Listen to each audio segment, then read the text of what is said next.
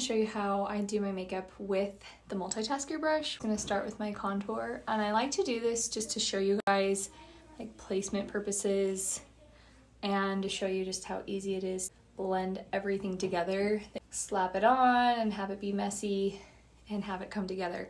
So one little tip, because it's still winter time and our houses get a little cooler, if you find that your creams are kind of stiff or just like a little hard to blend, it's a super easy fix.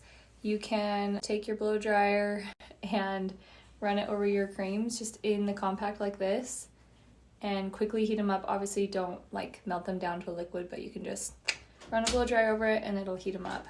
Mom? Okay, then I'm using my color correcting shade for the middle part of my face. So just kind of go around the nose, under the eyes, kind of spot treat. And then I'm using my base shade for kind of my chin area and my forehead.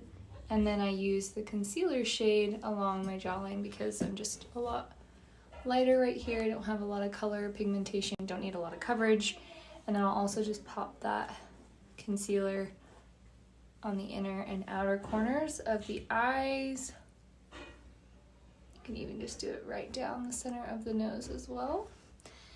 This is Saint Tropez. It's my favorite spring lip and cheek, and I just kind of pop that right above where my contour is.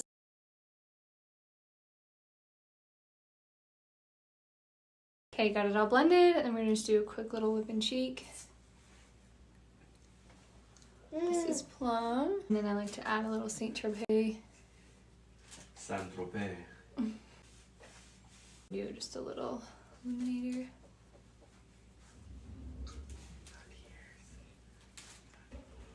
Okay, so that was with the Multitasker and then the Buff to Blend and like literally everything right here. It's the best. It's the best, you guys.